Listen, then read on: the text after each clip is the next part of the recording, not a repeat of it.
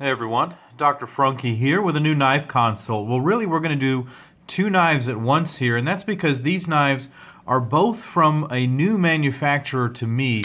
That's TK Knives. This is a company that is out of the Czech Republic. Their CEO is listed as a guy named David.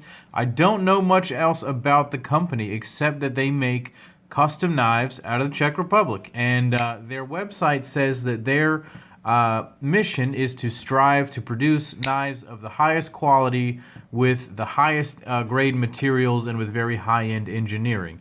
And so what we have in front of us is a full custom TK knife right here. This is the Juggernaut. It's a crazy looking Wharncliffe blade right here. And it's very, very interesting, and we'll talk about some of the details. And right here is actually the Kizer Mjolnir. This is a knife that is a collaboration with TK Knives, and there you can see their logo right there. So in keeping with that trend, this is a pretty high-end flipper right here.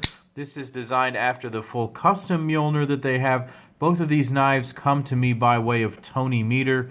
I appreciate his support of the channel and his awesome collection that he likes to share. So I thought it would be great to have both of these knives on the screen at the same time so we can talk about them. Let's go ahead and figure out what we're looking at on each one of these knives here. The full custom right here has about a 3.5-inch blade all the way back to the pivot. Now look how that cutting edge comes all the way back even underneath the handle. It's a very unique grind right there. Overall length is just over 7.5 inches, maybe 7 3/4, right close to it. The handle is about 4 1/4 inches, and the grip area is about 3.75 inches right there.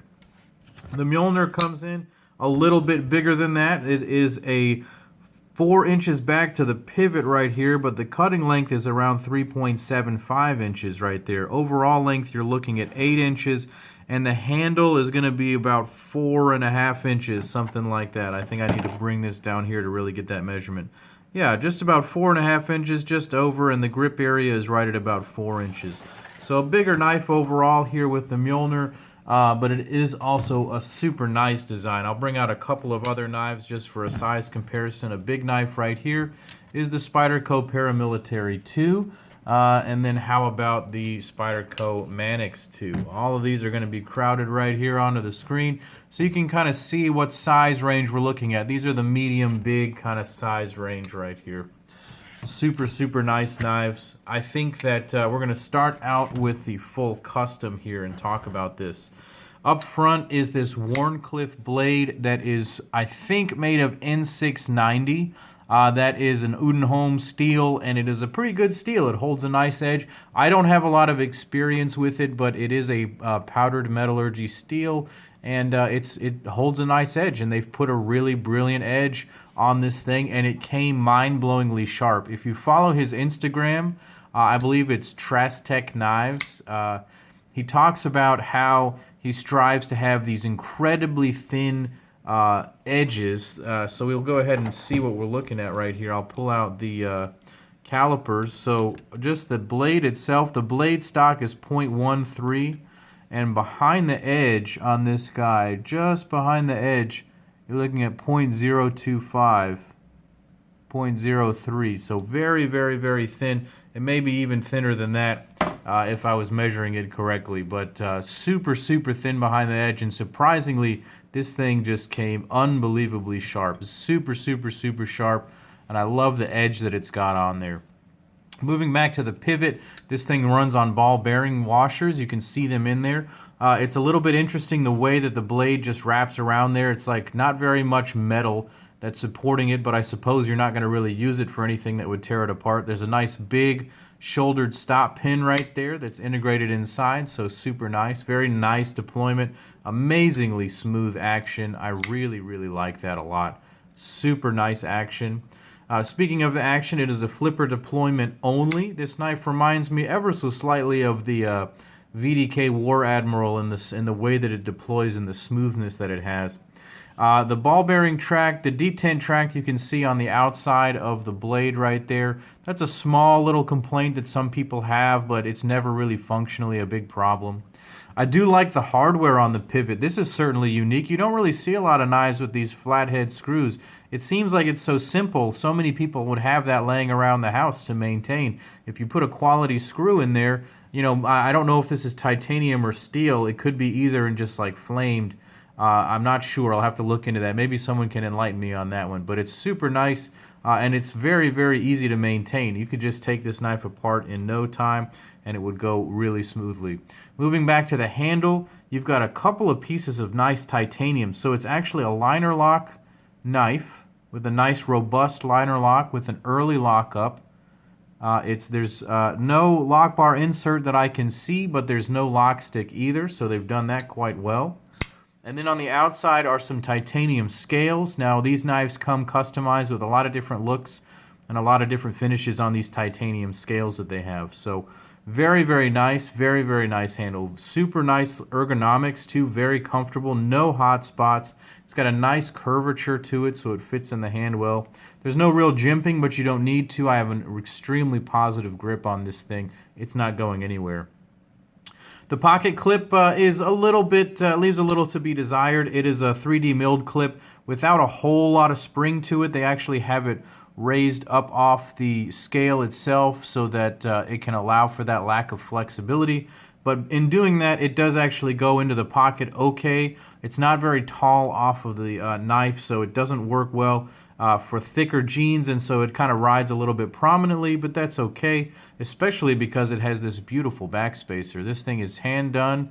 As far as I can tell, it has just got a beautiful pattern, and that pattern actually continues on the inside. Maybe you can see that there. I don't know if it's going to focus. Yep, there it goes.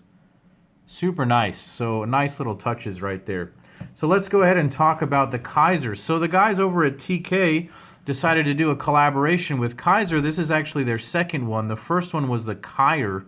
That's also based off the custom model that they do, but I think this was the second one, and this is called the Mjolnir. This is a new model for 2017 from Kizer. So the word Mjolnir comes from the word used to describe Thor's hammer. It's the name of Thor's hammer, really, and so it's a pretty fitting name for this in terms of a tool. You know this is going to be a big unstoppable force. And so up front, we've got this big 3.75-inch blade of M390 steel, and that's really, really amazing considering this is coming in right at about $200, maybe a touch less, maybe like $180, $190, depending on where you get this from. So M390 steel, a big honking chunk of it right there, with a nice grind, honestly, a very tall flat grind, with some nice flats and a top swedge. It almost looks like a harpoon, except that harpoon comes so far back that it actually gives you a thumb rest, and that's an interesting solution to not having jimping. It's actually pretty comfortable, and you have a nice positive grip. Again, ergonomics are key in these knives. They do promote that on their website as well. Moving back, it runs on ball bearings. It runs on that horrible screw right here. I wish that they would have done that on this. This would have been so epic to see a simple screw on this, because this is such a beastly and work-related knife, and it just has that fairy little pivot screw, and it bothers me so much. I really hate that screw. But the action is very smooth. Kizer does an excellent, excellent job. This knife did come very sharp. It's a flipper deployment only, just like the full custom, and the action is incredible, as you can see. Just buttery smooth, glass smooth, just an incredible action. Top-of-the-line action there. Moving back, it's built on some titanium handle scales with some standoffs. It's got this pocket clip, and it does dip down into the lock bar cutout area. That's an interesting design philosophy. But what I found is that with this enough spring, it actually doesn't catch that badly as if it were projected right there where it bunches up. It does have a lock bar insert, and there is no lock stick. So this is a super nice knife. It came incredibly sharp, nice and beastly. But I wanted to show these two knives together because it just shows an interesting new knife maker from another place in the world that's coming up with interesting ideas. His philosophy is to make a great knife with good ergonomics from awesome materials. So I look forward to seeing what new knives they have. Go and check them out at tknives.com and at Trastech Knives on Instagram. Very interesting stuff coming out of there. Check out the Kizer Mjolnir. This is an interesting knife. A lot of people are going to be happy with this. I think Kevin Cleary would love this knife. Anyways, guys, thank you for watching. Click like and subscribe to my YouTube channel here. Head over to Instagram and check me out over there at Dr. Frunky. And as always, guys, take care.